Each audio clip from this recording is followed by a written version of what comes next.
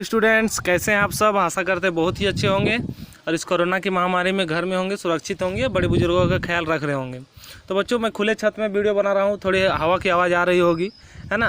तो हवा की आवाज़ से थोड़ा अगर डिस्टर्ब हो रहा है तो उसके लिए हम उसको कुछ एडिट कराने की कोशिश करेंगे। तो चलिए आज का सेशन हम लोग स्टार्ट करते हैं। आज का सेशन स्टार्ट करने से पहले जो इस वीडियो में नए हैं वो चैनल को सब्सक्राइब कर ले, और अगर वीडियो अच्छा लगे तो लाइक शेयर सब्सक्राइब जरूर करें। तो चलिए, हम लोग पिछले सेशन में हम लोग 3.1 का और कर चुके थे, उसके बाद 3.2 भी हम लोग कुछ क्वेश्चन किए हुए थे, जिसमें हम लोगों ने कुछ 3 फंक्शन सीखा था कि कब एक बिंदु पर प्रतिच्छेद करेगी, कब समांतर होगी और कब समपाती होगी। तो जब एक बिंदु पर प्रतिच्छेद करेगी तो आप लोग सारा कंडीशन जानते हैं कि सर a1/a2 बराबर नहीं होगा b1/b2, तो वो प्रतिच्छेद करेगी और उसका एक हल होगा। उसके बाद जब a1/a2 b1/b2 और c1/c2 होता है और ये तीनों जब बराबर होती है तो वो क्या होती है? समपाती रेखाएं होती है। तथा जो a1/a2 बराबर b1/b2 बराबर नहीं है c1/c2, वो क्या होती है? वो समांतर रेखाएं होती है। तो इस तरह से हम लोगों ने सीखा था। अब उसी का एक अगला कंडीशन हम लोग सीखेंगे आज के वीडियो में आगे। आज हम लोग आगे देखेंगे संगत और असंगत, ठीक है? इस वीडियो में हम लोग बहुत ही अच्छा क्वेश्चन सीखने वाले हैं, तो बिना स्किप किए देखते रहिए, इस वीडियो को पूरा देखिए। देखिए, तो हम लोग देखने वाले हैं कि संगत किसको कहते हैं और असंगत किसको कहते हैं। तो सबसे बड़ा पॉइंट एक तो याद रखिएगा, सबसे बड़ा पॉइंट, ठीक है? चलिए, सबसे बड़ा पॉइंट क्या याद रखिएगा कि जिसका हल होगा, चाहे एक हो या अनेक हो, जिसका हल होगा वो क्या होगा? संगत होगा। जिसका हल होगा, है ना, क्या होगा? जिसका हल होगा, जिसका हल होगा, ठीक है? आज मैं खुले छत में वीडियो बनाता हूँ, तो आज हवा काफ़ी तेज़ चल रही है, तो थोड़ा आवाज़ से आप लोगों को डिस्टर्ब हो रही होगी, थोड़ा मैनेज कीजिएगा। जिसका हल होगा, ठीक है? उसके बाद असंगत किसको कहते हैं? असंगत, जिसका हल नहीं होगा, है ना? जिसका हल नहीं होगा, ठीक है? तो देखिए, किसका हल होता है, कंडीशन क्या क्या होता है, तो उस कंडीशन का बारे में हम लोग जानते हैं। हम लोग 3 कंडीशन पढ़े हुए थे लास्ट क्लास में, बहुत ही अच्छा चीज़ हम लोग पढ़े हुए थे, है ना? कि सर किसका हल होता है, किसका हल नहीं होता है ना? तो देख लीजिए, हम लोग कल लास्ट क्लास में ये 3 टॉपिक पढ़े थे कि प्रतिच्छेद होता है तो उसका हल होता है, और समपाती होता है उनका हल होता है, लेकिन जो समांतर होता है उनका हल नहीं होता है। तो ये दोनों कंडीशन क्या होगा? ये दोनों कंडीशन जो आप देख रहे हैं, ये दोनों कंडीशन क्या होगा? संगत होगा। ये क्या होगा? संगत होगा, ठीक है? और ये वाला कंडीशन जो है ये क्या होगा? असंगत होगा। ये क्या होगा? असंगत होगा, ठीक है? तो इसी बेसिस पे हम लोग अगला क्वेश्चन स्टार्ट करेंगे। चलिए स्टार्ट करते हैं। देखिए, क्वेश्चन नंबर 3 आज करना था। 2 हमारे जितने एमएस क्लासेस के स्टूडेंट है वो क्वेश्चन 2 का सॉल्यूशन हमें भेज चुके हैं लगभग स्टूडेंट। जो बाकी है वो भी भेज दें, ठीक है? आज हम लोग क्वेश्चन नंबर 3 को देख रहे हैं कि अनुपात जो है a1/a2 b1/b2 और c1/c2 की तुलना करके हमको ज्ञात करना कि रैखिक समीकरणों के युग में कौन संगत है या असंगत है। तो संगत असंगत का कंडीशन अभी हमने बताया कि जिसका हल होगा वो संगत होगा, जिसका हल नहीं होगा वो असंगत होगा। यानी समांतर रेखा का जो समीकरण देता है, समांतर रेखा का जो अनुपात देता है वो क्या होगा? असंगत होगा। बाकी दोनों ही क्या होंगे? संगत होंगे। तो चलिए इसका हम लोग सॉल्यूशन करते हैं। देखिए, हम लोगों ने ये क्वेश्चन है हम लोग का 3.2 का 3 क्वेश्चन नंबर 1 में। इसका जब हम लोग हल करेंगे तो एक बार आप इसको सॉल्यूशन के आधार पर लिख सकते हैं, है ना? वो बहुत ही अच्छा होगा। तो चलिए हम इसी को हल मान के हम इसका आगे लिखते हैं। वैल्यू सब a1 जो होगा वो क्या होगा? 3 होगा, b1 जो होगा वो क्या होगा? 2 होगा, और c1 जो होगा वो क्या होगा? 5 होगा। मैंने कल ही बताया था, अगर इक्वल टू बराबर के दाहिने साइड पे दोनों है अचर तो ठीक है, और अगर एक है और दूसरा नहीं है तो उसको भी ले जाइए या फिर उसको भी बाएं पक्ष में ले आइए, तो वो कंडीशन होता है। a2 में यहाँ 2 है, b2 में यहाँ -3 है, और c2 में यहाँ पर 7 है, ठीक है? आप साइन देख के भी बता सकते हैं, आप साइन देख के भी बता सकते हैं। अगर प्लस माइनस का साइन है तो आप बता सकते हैं कि सर ये क्या होगा। आप पहले ही देख लीजिए, इधर का दोनों में माइनस नहीं है, है ना? इसमें माइनस है नहीं है, इसमें माइनस है, यानी ये तो यहीं पर हो जाएगा एक बिंदु में प्रतिच्छेद। हम लोग जान ही रहे हैं उसको, फिर भी हम लोग निकालेंगे। चलिए A1/A2 मेरा क्या निकलेगा 3/2, ये मेरा निकल गया। B1/B2, B1 मेरा क्या है 2 और B2 मेरा क्या है -3। तो बोलिए ये निकला? नहीं निकला। कि सर A1/A2 बराबर नहीं है किसके? B1/B2 के। जब ये बराबर नहीं होगा सर तो क्या होगा? तो होगा इसीलिए ये रेखाएं क्या होंगी? प्रतिच्छेद होती है। ये रेखाएं प्रतिच्छेदी लिख दीजिए, ये रेखाएं प्रतिच्छेदी है। अतः ये युग्म, जब प्रतिच्छेदी हम बोले जब हल होगा तो क्या होगा? संगत होगा। तो ये युग्म क्या होंगे? संगत है। आप यहाँ पर लिख सकते हैं ये रेखिक समीकरण के युग्म संगत है। जितना आप सजा के लिखना चाहें उतना ही बेहतरीन होगा। देखिए इसमें 3, 4, 5 क्वेश्चन है, तो 5 क्वेश्चन में हम पहला बना दिए और एक लास्ट क्वेश्चन हम बना देते हैं यहीं पर बगल में छोटा सा स्पेस लेके, कि जितना जल्दी हो सके हम लोग को कोर्स को कंप्लीट करना है। इस बात को ध्यान में रखते हुए हम लोग आगे बढ़ेंगे, है ना। 4/3x + 2y = 8 पहला समीकरण, दूसरा 2x + 3y = 12, ये कंडीशन दिया हुआ है, ठीक है। तो इस कंडीशन को हम लोग आगे बढ़ाते हुए ध्यान से देखिए, इसमें भी हम लोग इसका सॉल्यूशन जो करने वाले हैं किस तरह से करेंगे कि सर A1 का वैल्यू क्या है 4/3, B1 का वैल्यू क्या है 2 और C1 का वैल्यू क्या है 8। देखिए इसका वैल्यू जब आप निकालने सीख जाइएगा कि A1, A2, B1, B2, C1, C2 का वैल्यू क्या क्या है, तो आप बहुत ही आसान तरीके से इसको सीख जाइएगा। हम बोले हैं कि x का जो कोफिशिएंट होगा उसको A1, y का जो कोफिशिएंट होगा उसको B1 और जो अचर होगा उसको C1, इस तरीके से हम लोग लेते हैं। फिर इसका हम लोग निकालेंगे A1/A2 का, तो 4/3/2। तो इस कंडीशन में क्या होगा? ये 2 पर चला जाएगा, तो जब ये कटेगा तो इसमें से वैल्यू आपको क्या निकल के आएगा? 2/3। आप जानते हैं मेन बट्टा के नीचे अंश और हर जो होता है वो बदल जाता है, हर अंश बन जाता है, अंश हर बन जाता है। जो ऑफलाइन मेरे से क्लास लिए हैं उनको अच्छी तरीके से मालूम होगी इस बात पर। देखिए यहाँ देखिए ये दोनों का अनुपात जो है बराबर दिख रहा है, तब हम लोग आगे बढ़ेंगे। जब इन दोनों का अनुपात बराबर दिखेगा तो हम C1/C2 का अनुपात निकालेंगे, और C1/C2 में क्या है 8/12 है। इसको 4 2 जा 8 और 4 3 जा 12, यानी इसका भी क्या हो गया? समीकरण बराबर हो गया। तो हम लोग यहाँ लिखेंगे A1/A2 बराबर B1/B2 बराबर क्या है? C1/C2। तो ध्यान से देखिए, जब तीनों ही अनुपात बराबर होता है तो वो समपाती होती है, और समपाती का अनेक हल होता है। इसलिए हम लोग क्या लिखेंगे, है ना, इसलिए ये रेखाएं समपाती है, समपाती, यहीं पर बिंदु लगी, हमने मन नहीं होगा, समपाती है। अतः ये देखिए वहाँ पर भी हम बोले थे कि लिख सकते हैं यह रेखिक समीकरण के युग्म क्या होंगे? संगत होंगे। देखिए ये दो कंडीशन जब भी आएगा, ये वाला और ये वाला, तो संगत होगा। इसके अलावा जो एक होता है जो C1 C2 बराबर नहीं होता है, वो ओनली फिर वही सिर्फ क्या होगा? असंगत होगा। बाकी जितने भी होंगे सभी क्या होंगे? संगत होंगे। ठीक है, तो चलिए हम लोग क्वेश्चन नंबर 4 की ओर बढ़ते हैं। क्वेश्चन नंबर 4 हमारा क्या कहता है उसको हम लोग देखेंगे। 4 क्या कह रहा है कि निम्नलिखित रेखिक समीकरणों के युग्मों में से कौन से युग्म संगत या असंगत है? यदि संगत है तो ग्राफ विधि से हल ज्ञात करें। तो देखिए जो संगत होता है उसी का हल निकलता है, असंगत वाले का तो हल निकलता नहीं है। हम बार बार इस बात को रिपीट कर रहे हैं, इसको माइंड में एकदम कैप्चर करके रखिएगा कि जो संगत होगा उसी का हल होगा, जो असंगत होगा उसका हल नहीं होगा।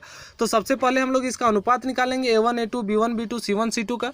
उसके बाद हम देखेंगे कि वो संगत है या असंगत, और अगर संगत है तो हम उसको फिर ग्राफ विधि से, जैसे हम लोगों ने पहले क्वेश्चन नंबर 1 में ग्राफ विधि से हल किया था, उस तरह से इसमें भी हम लोग ग्राफ विधि से हल करेंगे। तो चलिए एक क्वेश्चन हम ऐसा चुनते हैं जिसमें क्या हो, संगत हो, और उसको हम लोग ग्राफ विधि से हल करने की कोशिश करेंगे। तो चलिए क्वेश्चन नंबर हम लोग क्वेश्चन लिखते हैं कॉपी पे। देखिए हम लोग क्वेश्चन नंबर 4 का 1 लिख रहे हैं, है ना। 4 का 1 में क्या है आप देख सकते हैं, x + y = 5 है एक समीकरण। दूसरा समीकरण है 2x + 2y = 10। ठीक है, ये दिया हुआ है। और इन्हीं दो समीकरणों में से हम लोग क्या करेंगे, इसको सॉल्व करके हम लोग लिखेंगे कि इसका ये संगत है या असंगत, और अगर संगत है तो इसका हम लोग ग्राफ विधि से हल भी करेंगे। तो हम आप लोग को बहुत ही बार बता चुके हैं कि हल में अगर एक बार आप इक्वेशन को लिखते हैं तो बहुत ही अच्छा होता है। ठीक है, इसके बाद हम लोग को इसका ये वैल्यू भी निकालना है, ग्राफ विधि से मान भी निकालना है, तो हम लोग इसको समीकरण का नाम दे दिए। अब यहाँ से हम लोग A1, B1 और C1 का वैल्यू लिखेंगे। ये समीकरण 1 का वैल्यू होगा, A2, B2 और C2 ये समीकरण 2 का वैल्यू होगा।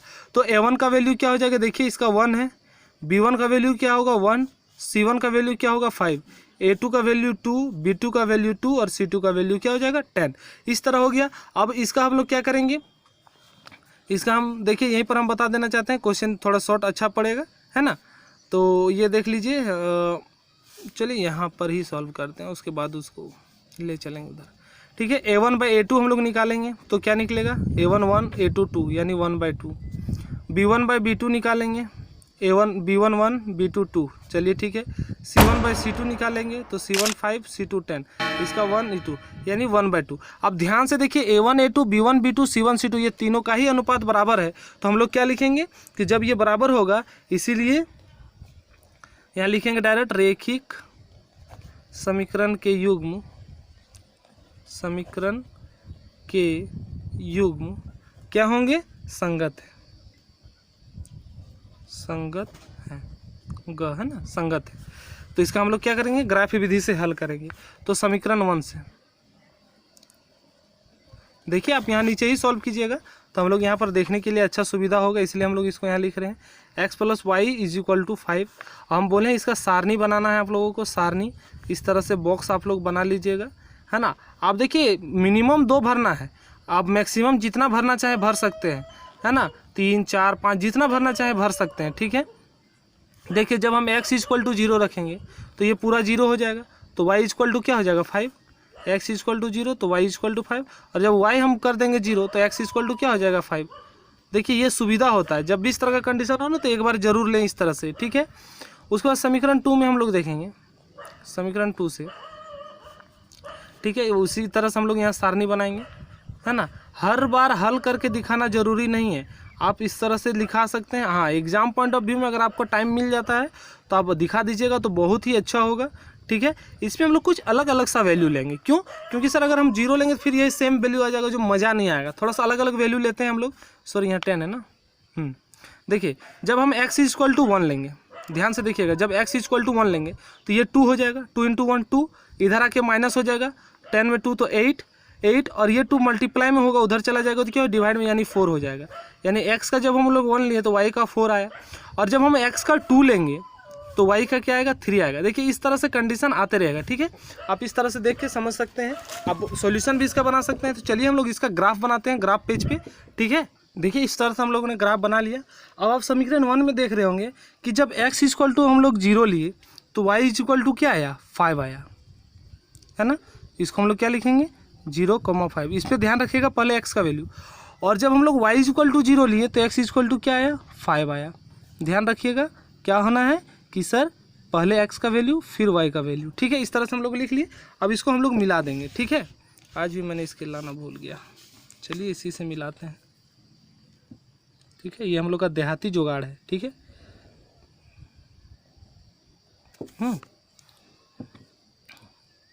इस तरीके से हम लोग खींच दें इसको, है ना। और यहाँ हम लोग समीकरण का नाम लिख देते हैं, x + y = क्या हो गया सर 5 हो गया। ये हो गया पहला समीकरण के लिए। दूसरा समीकरण का भी इसी तरह से हम लोग ग्राफ लेंगे। तो दूसरा समीकरण में क्या ग्राफ आएगा कि सर जब हम लोग 1 लिए थे तो 4 आया था, x में जब हम लोग 1 लिए थे तो y में क्या आया था 4 आया था। देखिए यहाँ पर आ गया ना, 1 लिए थे तो क्या आया था 4 आया था, और सर जब 2 लिए थे तो क्या आया था 3 आया था।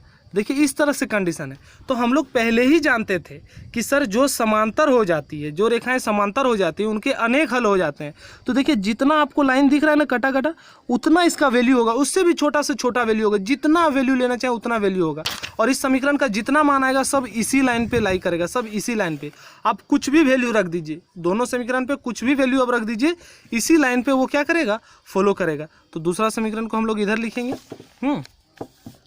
2x + 2y = 10। इस तरह से लिख दिए हम लोग, है ना। तो ये क्या होगा, अपरिमित रूप से अनेक हल हो जाएंगे। इसका क्या हो जाएंगे, अपरिमित रूप से अनेक हल हो जाएंगे, ठीक है। अब जो भी हल लेना चाहें वो इसका हल हो जाएगा, है ना। आप x = कुछ भी ले सकते हैं, दोनों ये सारा ये वैल्यू क्या हो जाएगी, x और y की वैल्यू हो जाएंगी, ठीक है। तो हल ज्ञात करने के लिए बोला था, तो यहाँ में से हम कोई भी हल लिख सकते हैं आंसर के लिए। तो चलिए हम लोग अगला क्वेश्चन पे चलते हैं। देखिए बच्चों, बाकी बचा 3 क्वेश्चन जो है मैं आप लोगों को बता देना चाहता हूँ कि 2 असंगत होगा, है ना। 2 जो होगा वो क्या होगा, असंगत होगा। 3 क्या होगा, संगत होगा। और 4 क्या होगा, असंगत होगा। तो इस आधार पे आप इन तीनों को सॉल्व करके आप हमें कमेंट पे कमेंट कर सकते हैं, और जो व्हाट्सअप ग्रुप पे ऐड है वो हमें व्हाट्सअप ग्रुप पे, MS क्लासेस के व्हाट्सअप ग्रुप पे आप हमें अपना सॉल्यूशन भेज सकते हैं, ठीक है। इसके बाद हम लोग क्वेश्चन नंबर 5 को देखते हैं। क्वेश्चन नंबर 5 में क्या बोल रहा है कि एक आयतकार बाग, बाग मतलब समझ रहे हैं, बगीचा। एक आयतकार बाग जिसकी लंबाई चौड़ाई से 4 मीटर अधिक है। अब देखिए यहाँ पर लंबाई चौड़ाई का बात आया, हम आपको पहले ही बोले जब भी 2 वस्तु का बात आएगा तो हमेशा क्या ले लेना, मान लेना है। लंबाई को और चौड़ाई को क्या करेंगे, मान लेंगे। अब बोल रहा है अधिक है, हमें कंडीशन ये भी बताए थे कि जब भी अधिक बोले, कम बोले, ज़्यादा बोले, है ना, नीचे बोले, ऊपर बोले, तो हमेशा क्या होता है, अंतर होता है। तो लंबाई चौड़ाई से 4 मीटर अधिक है, ठीक है, अधिक है, का परिमाप 36 मीटर है। और इसका परिमाप क्या है, अर्ध परिमाप जो है वो 36 मीटर है। तो बाग की विमाएं ज्ञात कीजिए। तो इसीलिए जब भी आयत का बात आया तो आप उसका परिमाप, क्षेत्रफल और उसके कुछ कुछ प्रॉपर्टीज अपने माइंड में रिवाइंड कर लीजिए, जिससे आपका एक्सरसाइज जो है आयत का वो क्या होगा, रिवीजन हो जाएगा। तो चलिए हम लोग क्वेश्चन पे इसका सॉल्यूशन करते हैं। देखिए ये सब क्वेश्चन जो स्टार्ट होता है माना से ही स्टार्ट होता है, समझे, माना की, है ना। माने क्या माने, आयताकार बाग की क्या मान लेंगे, लंबाई, क्या मान लेंगे, x। फिर हम लोग आयताकार बाग की चौड़ाई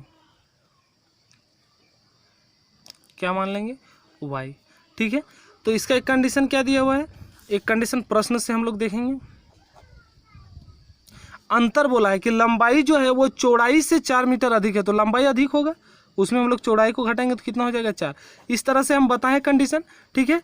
तथा दूसरा में क्या बोल रहा है कि इसका अर्ध परिमाप।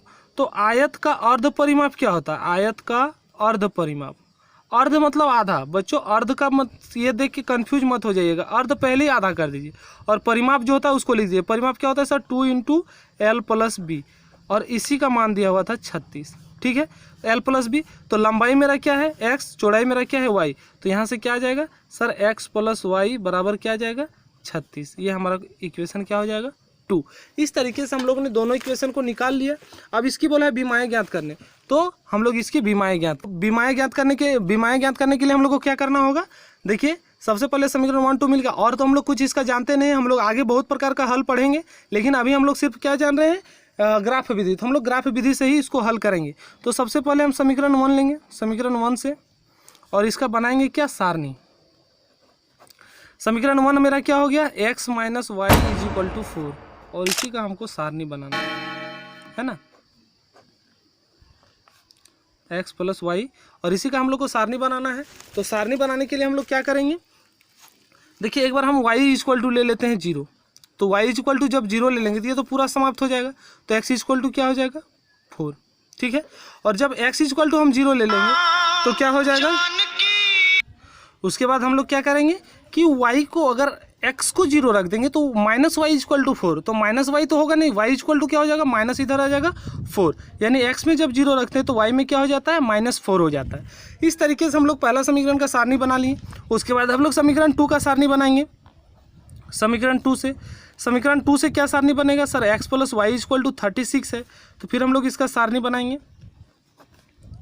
आप वैल्यू पुटिंग से भी आप इसको कर सकते हैं, वैल्यू पुट कर करके आप देखना चाहेंगे तो देख सकते हैं x और y का वैल्यू इस तरह से, ठीक है। उसके बाद फिर बहुत सारा कंडीशन है इसमें। आप देखिए इस पर 36 आ गया। अब हम लोग क्या करेंगे, अब हमको छोटा करना होगा क्योंकि इतना बड़ा ग्राफ होगा नहीं, या तो फिर हम लोग ग्राफ को बड़ा करना होगा, ठीक है। तो इस कंडीशन में हम लोग क्या करेंगे, y अगर हम लोग ले लेते हैं, है ना, ठीक है। तो हम लोग इस पर क्या करेंगे कि x = अगर हम लोग कुछ पुट करते हैं, देखिए अब हम लोग 50-50 इसको कर देंगे, ठीक है।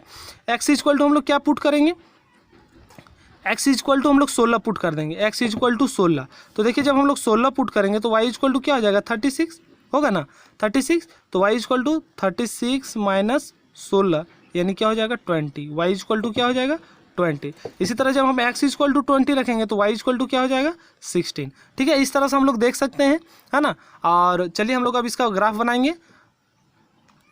देख लीजिए, ये हम लोगों ने सारणी बना ली है ना, सारणी बना लिए हैं। अब इसमें हम लोग क्या करेंगे, जो सारणी का मान है वो हम लोग पुट करेंगे। तो एक बार जब हम लोग x में 0 रखे थे तो फर्स्ट में हम लोग y में 0 रखें, तो y में जब 0 रखे तो x में क्या आया था 4, तो ये हो गया 4। और जब x में 0 रखे तो y इक्वल टू -4 यानी यहाँ हो गया। अब इसको हम लोग क्या करेंगे, मिला देंगे। ठीक है, इस तरह से मिलता है, ये हो गया हमारा लाइन। एक इधर लाइन इस तरह से स्केल से खींचिएगा। ठीक है, और ये हो गया पहला इक्वेशन हम लोग यहाँ लिख दे रहे हैं। इक्वेशन जो मेरा था x minus Y equal to क्या था 4। अब दूसरा इक्वेशन जो हम लोग लिए थे तो क्या लिए थे, एक बार जब हम x इक्वल टू 12 लिए तो y इक्वल टू क्या आया था 16 आया था।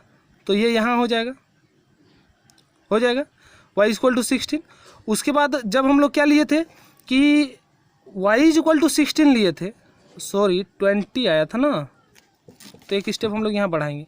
यहाँ क्या हो दे देंगे, यहाँ 20 दे देंगे, ये y एक्सिस हो जाएगा। ठीक है, 20 यहाँ पर आ जाएगा। ठीक है, उसके बाद हम लोग लिए थे एक बार x में 20 तो y में आया था 16 यहाँ पर। ठीक है, तो इस पर कंफ्यूज नहीं होइएगा, है ना। इस तरह से हम लोग क्या करेंगे, इसको मिला देंगे।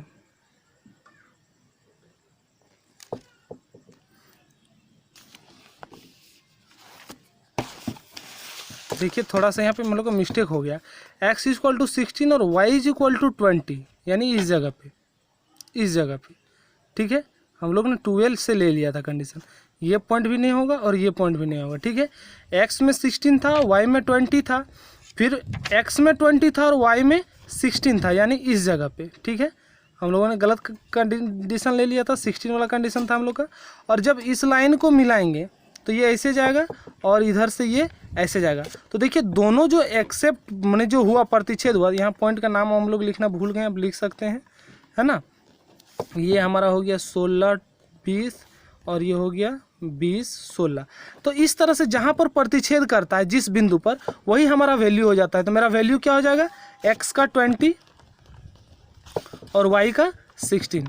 ठीक है, इस तरह से हम लोग क्या करेंगे कि सॉल्यूशन को हम लोग बना लेंगे। तो आज हम लोग वीडियो यहीं तक रखते हैं। अगले वीडियो में हम लोग फिर से इस क्वेश्चन के कुछ क्वेश्चंस बाकी हैं, है ना, कुछ क्वेश्चंस 2 क्वेश्चंस और बाकी हैं। 2 क्वेश्चन को समाप्त करने के बाद हम लोग क्वेश्चन आगे भी बढ़ाएंगे, है ना।